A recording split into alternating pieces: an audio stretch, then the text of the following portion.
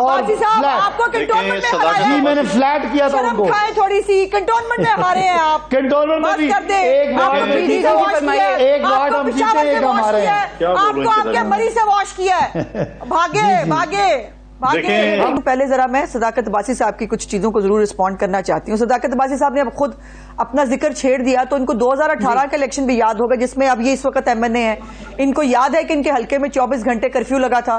ان کو معلوم ہے کہ وہاں پر لوگ جو ہیں وہ انہوں نے ساری رات جو ہے وہ اپنے جا کر پہرا دیا تھا, پولنگ اپنے جو بیلٹ باکس جہاں پڑے تھے وہاں پہ. اور RTS بھی تو آیا تھا نا, RTS بھی انتخابی اصلاحات کے ذریعے آیا تھا نا, جس کے اندر شیریں مزاری اور عارف الوی صاحب ہیں جو اس وقت پریزیڈنٹ ہیں, وہ اس کا حصہ تھے. وہ RTS بند ہوا, کسی نے آج تک پتا کر کے بتایا وہ RTS کیسے بند ہوا؟ ہمیں یہاں پر پرابلم ہے نیتوں کی اور اس کے بعد نظام کے اندر مداخلت کی. یہ اب جو ان کی کارکردگی ہے, آج آپ کو پتا چلا کہ انہوں نے پشاور کے اندر جو ہے وہ ایک آج جلسہ رکھا تھا, اس جلسے کا تو جو حال ہوا سو ہوا. وہاں پر ایک بزرگ آدمی جو ہے مہنگائی کے خلاف احتجاج کرنے لگا, اس کو پولیس اٹھا کے لے گئی.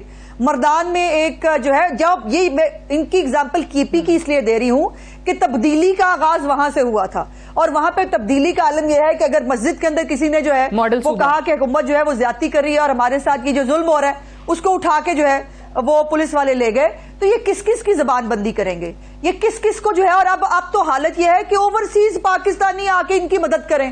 اب ان سے گواہیاں دلا رہے ہیں, اور پھر گواہیاں دلانے کے بعد پھر وہ ویڈیو جو ہے خود ڈیلیٹ کر دی جاتی ہے PTI کے اپنے اکاؤنٹ سے. جو اوورسیز پاکستانی جو پاؤنڈز میں ڈالرز میں کما رہے ہیں بقول گورنر اسٹیٹ بینک, عباسی صاحب پتہ نہیں ان کے علم میں ہوگا, لیکن یہ بہت ہی امبیرسنگ ٹویٹس ہیں جو آپ کے آفیشیل پارٹی ہینڈل سے ہوتی ہیں اس قسم کی. ویسے عباسی صاحب کہ وہ وہاں سے گواہیاں دے رہے ہوتے ہیں, وہاں کی مہنگائی کی شرح دیکھ لیں, یہاں کی مہنگائی کی شرح دیکھ لیں.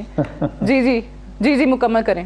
میں صرف بات کمپلیٹ یہ کر لوں. پرابلم یہ ہے کہ پہلے کنٹینر پہ جو بھی بولتے تھے, کنٹینر پہ جو بھی بولا کرتے تھے, وہ اس وقت ان کو دیکھنے والا پوچھنے والا کوئی نہیں تھا. اب جو انہوں نے کہا ہے اور جو 3.5 سال انہوں نے کر لیا, دیکھو ان کو کسی نے سیاسی شہید نہیں بننے دیا, ان کو پورا موقع ملا. 3.5 سال بہت ٹائم ہوتا ہے سعدیہ بی بی. اس کے بعد الیکشن کی تیاری ویسے ہی شروع ہو جاتی ہے. اور عمران خان صاحب جو ہے انہوں نے جو کہا اس سب پہ یو ٹرن بھی لیا, امبیرس بھی ہوئے اور مکافات عمل کا شکار بھی ہوئے.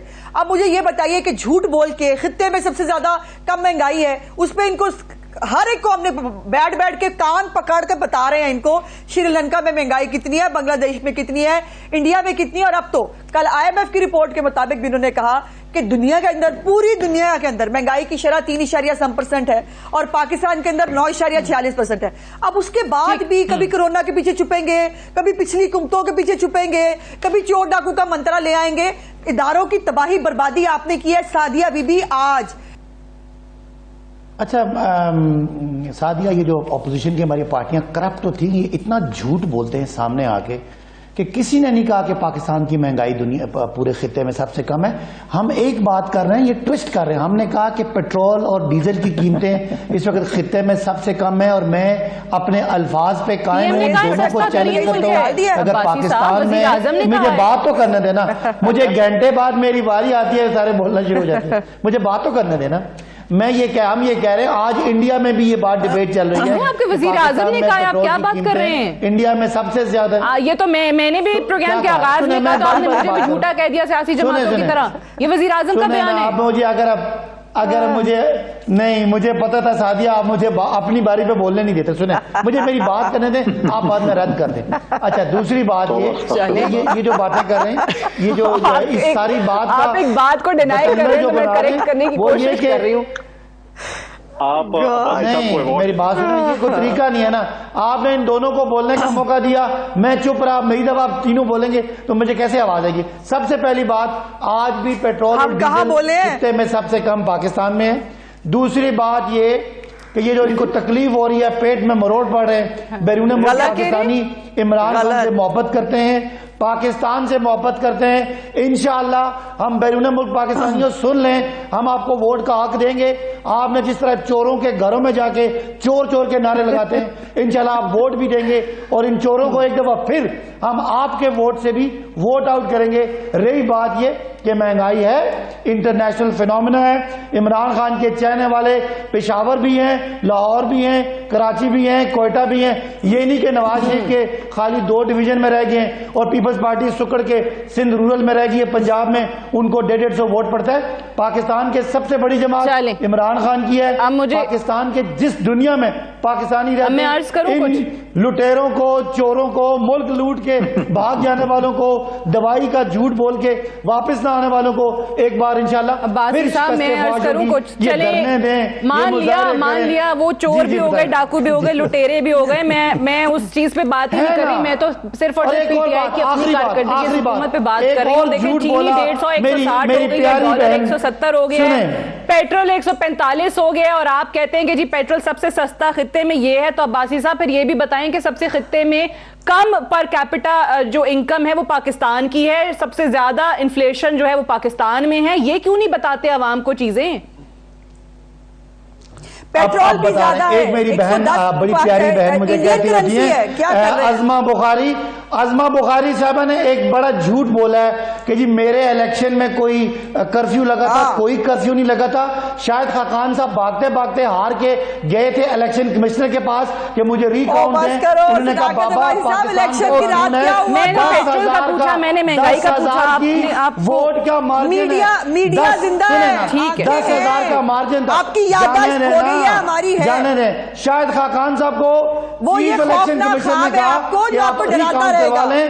ری کاؤنٹ میں 10,000 کا مارجن تھا. شاید خاقان صاحب 13,500 کی ووٹ سے آ رہے تھے, اس لیے کسی نے ان کو ری کاؤنٹ نہیں دیا. تو یہ ری کاؤنٹ والی بات جھوٹ نہ بولیں, یہ کرفیو والی بات جھوٹ نہ بولیں. کسی نے کوئی نہیں آ رہا. شاید خاقان صاحب کو شکست فاش ہوئی تھی اور اگلی بار بھی ہوگی انشاءاللہ. غلط بیانی سے ملاحظہ کر رہی ہیں. آپ کی فوٹیج اب آپ اگلی بات پہ آ جائیں.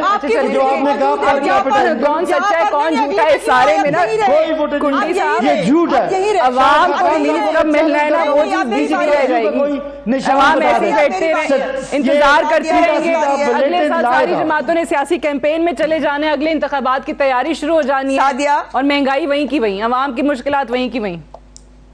جی عظمہ بخاری صاحبہ فرمائیے, پھر میں کنڈی صاحب سے. تو یہ بالکل جھوٹ تھا جو انہوں نے کہا کہ کرفیو, اگر کرفیو ثابت ہو جائے. سعدیہ میں ٹی وی پہ ان کو چیلنج کرتا ہوں, شاید خاقان کو صرف وہاں پہ منہ کی کھانا پڑی جب وہ گئے کہ مجھے ری کاؤنٹ ہے. کوئی ری کاؤنٹ بھی نہیں ملا. 13,000 ووٹوں کی لیڈ ہے اللہ کے فضل سے. اس علاقے کا تاریخی ووٹ میں نے لیا ہے, 1,37,000 صاحب سے جواب لے لوں. عباسی صاحب سچ سننے کا حوصلہ رکھیں, ثابت کریں, ثابت سچ نہ بنائیں. کرفیو ان کے حلقے کے اندر عباسی صاحب آپ کو کنٹونمنٹ میں ہرایا. جی میں نے فلیٹ کیا تھا ان کو. شرم کھائیں تھوڑی سی, کنٹونمنٹ میں ہارے ہیں آپ. کنٹونمنٹ میں بھی ایک وارڈ ہم جیتے, ایک ہم ہارے ہیں. آپ کو آپ کے مریض سے واش کیا ہے. بھاگے آخری کامنٹ تو لے لینے دے ان سے.